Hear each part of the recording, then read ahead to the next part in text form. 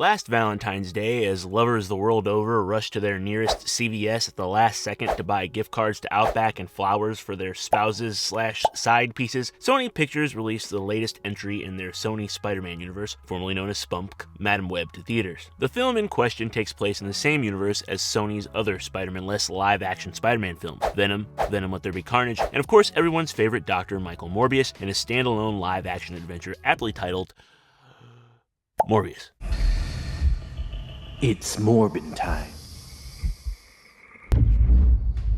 Madam Web stars 50 Shades of Grey actress Dakota Johnson as the titular Spider-Man supporting character, explaining her origins as she attempts to protect 3 young girls destined to become Spider-Women from Ezekiel Sims, a spider-powered villain convinced the women will eventually murder him by throwing him out of his penthouse apartment, which he could easily survive thanks to said spider powers, but that's beside the point. As everyone expected, even apparently the talent involved with the film, the movie released to dismal box office and critical reception. As of this writing, it has only grossed $97 million off of a budget of $80, stands at a measly 13% critic score on Rotten Tomatoes, and a little over a month from its release is already available to stream at home. In the wake of the film's disastrous box office performance, fingers began to point at exactly who was to blame, not only for its failure, but for why it was even made in the first place. With the exception of 90s kids who are aware of her thanks to the excellent Spider-Man the Animated Series, Madam Web is an incredibly obscure, little-known supporting character created by comic book writer Denny O'Neil and artist John Romita Jr. in the early 1980s. Unlike, say, Venom, the character doesn't exactly have a rich history in the comic books, nor was there a dedicated fan base clamoring to see a live-action film based on her, considering that the character isn't substantial enough to support her own film. Hell, to my knowledge, she's never even had her own comic book title. On the surface, it's a mystery as to why the movie got made. One glance online and you'll find millions of comic book fans the world over pointing their fingers at Sony Pictures with their creative bankruptcy and seemingly insatiable greed. But when you look at the details behind the scenes, it becomes clear that Sony isn't to blame at all. Marvel, Disney, and Kevin Feige are. To understand why Marvel is to blame, we have to travel all the way back to the era of Tamagotchi, Napster, and The Matrix, 1999, when Marvel, in an effort to survive their bankruptcy, sold the film rights of several key characters to various studios. Blade, the first successful cinematic adaptation of a Marvel property, was sold to New Line Cinema, the X-Men and Fantastic Four wound up at Fox, and Spider-Man was of course sold to Sony Pictures. This move at the time made perfect sense. Marvel was 8 years away from developing their own in-house film studio, which would have been unheard of at the time anyway. Comic book films in general were a far cry from the box office juggernauts they are now, or were a couple of years ago at least, and it was a safe bet that they'd end up reacquiring the rights to all of their characters anyway. Surely any potential success from these studios' films would be modest at best, and there were clauses in every agreement that the rights would revert back to Marvel if studios didn't release films based on their various IP within a set amount of time. In the case of Spider-Man, for example, Sony is required to make a Spider-Man related film at least once every 5 years and 9 months, lest the property revert back to Marvel. Fortunately or unfortunately, by 2014 the cinematic landscape had drastically changed. Thanks to the success of films like Stephen Norrington's Blade, Bryan Singer's X-Men and X2, and of course auteur Christopher Nolan's excellent Dark Knight trilogy, the comic book film had become the biggest box office draw on the planet. Sony had managed to release not one, but 2 different Spider-Man franchises, and Marvel Studios had become the biggest blockbuster studio in operation, creating an unprecedentedly successful interconnected cinematic universe built on the back of the B and C tier Marvel Comics characters they still had the rights to. Despite their success, Marvel was desperate to get their hands on the key characters they'd sold back in 1999, Spider-Man in particular. Following the box office winning trilogy from director Sam Raimi, which kicked off with his groundbreaking 2002 original film Spider-Man, continued with what remains one of the greatest superhero sequels of all time, Spider-Man 2, and concluded with the soul-crushingly subpar Spider-Man 3, which at least made money and provided us with some amazing memes. Is that everyone? What, you wanted more?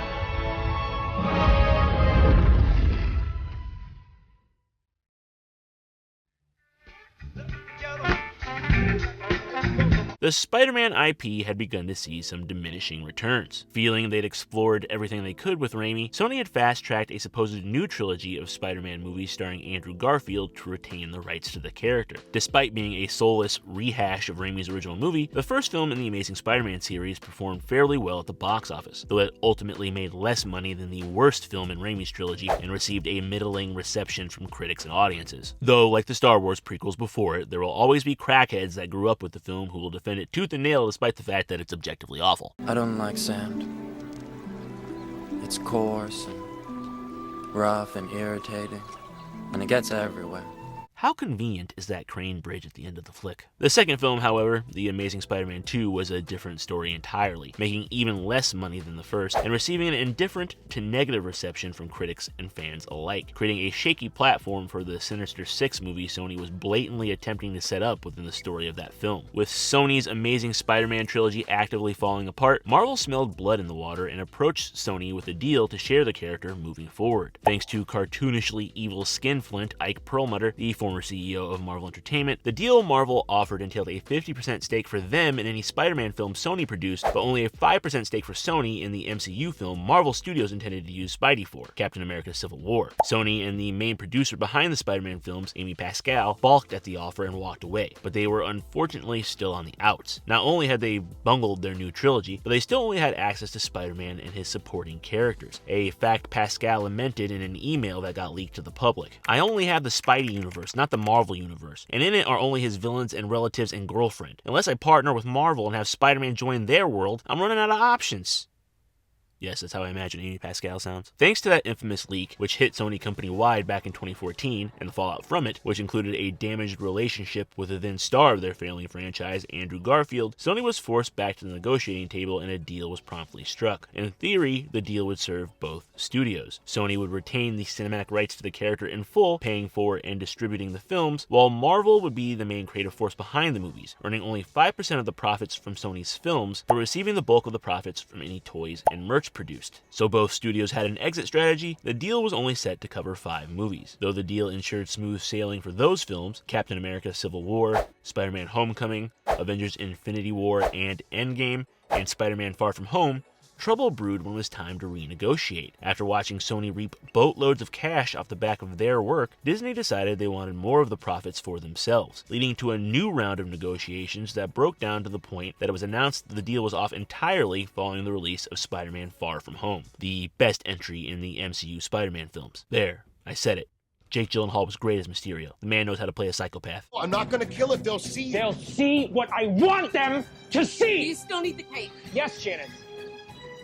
I still need the cape. However, due to fan backlash and a disgruntled Tom Holland, the star of the MCU Spider-Man films, both companies were forced back to the table and a new, less substantial deal was struck. Marvel would continue to be the main creative force behind the movies, only this time they'd receive a quarter of the profits while paying a quarter of the production costs. And this time around, the deal would only cover 2 films. So far, we've only received one of those films, the excellent Spider-Man No Way Home, and as of this writing, no additional film has officially been announced, leaving a vacuum of Spider-Man content that Sony Pictures is legally obligated to fill lest they lose everything. And fill it they have by releasing, and planning to release, those aforementioned Spider-Man-less standalone films starring obscure Spider-Man supporting characters, when they're not releasing some of the best animation in a decade with the Spider-Verse films, that is. It's no secret, of course, that the bulk of these films have been wretched. While we can of course blame Sony for their quality, though I'd argue it's incredibly difficult to make an Aunt May standalone blockbuster work, we can't blame them for the impetus behind making them. The goal of any company is to make money, and the best way for Sony Pictures to make money is to hold on to their biggest cash generator, the Spider-Man franchise, something Disney was well aware of when they made the deal with Sony in the first place. Before Marvel stepped in, Sony was well on their way to destroying the IP. If Marvel hadn't been so anxious to get their hands on the character in the first place, Sony would have generated craptacular films like Morbius and Madam Web a lot sooner, tanking the IP to the point of relative worthlessness, which would have enabled Marvel to buy the character outright down the line. After all, we saw that exact thing happen when Disney bought Fox, reacquiring the rights to the Fantastic Four and the X-Men, and the rights for Blade lapsed at New Line, and the Punisher lapsed at Lionsgate. Instead, by compromising, they've simply renewed interest in the brand and worked themselves into a position where Sony can damage theirs, forcing Kevin Feige to constantly dance between raindrops, dodging Sony's version of Venom by forcing him into a humorous post-credit scene in No Way Home, rather than wedging their lackluster version of the character into the film itself, and consistently walking back the crazy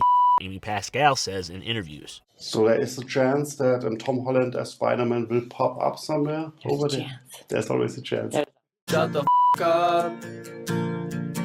The decision to strike a deal in the first place makes even less sense when you consider that Marvel was doing just fine without Spider-Man anyway. They'd elevated characters like Iron Man, Thor, and Captain America to their rightful place amongst the A-list, had taken big swings with fringe properties. Do you honestly think we would have gotten James Gunn's stellar Guardians of the Galaxy trilogy if the MCU had access to the X-Men or Fantastic Four right off the bat, and had come up with creative solutions to problems that arose anytime they'd bumped into IP they didn't have the rights to? See the inclusion of the Chitauri instead of Skrulls at the end of the first Avengers. You could of course argue that if Marvel continued down that path, they'd never reacquire the rights to Spider-Man. After all, Sony did eventually strike gold with the Spider-Verse films, but I'd go so far as to posit that that wouldn't have been the worst thing in the world. Despite the fact that they currently seem intent on releasing garbage, it's hard to argue against the fact that Sony has produced the best Spider-Man films to date. Spider-Man and Spider-Man 2 are stone-cold classics up there with Richard Donner's original Superman. The Spider-Verse films literally pushed animation forward, inspiring films like the recent,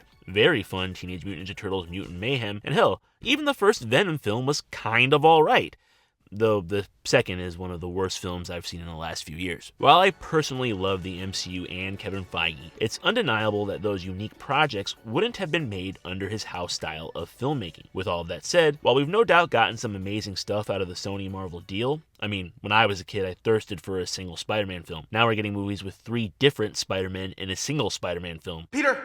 Yeah?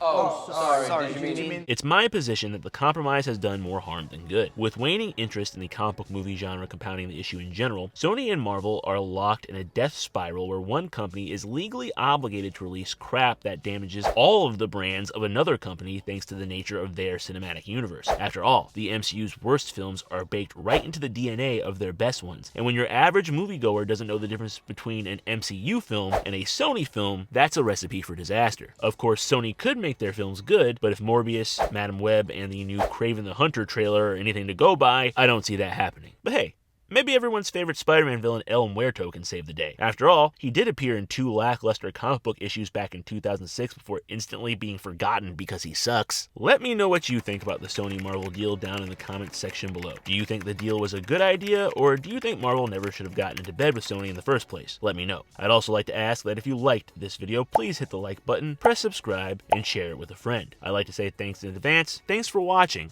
and until next time, peace.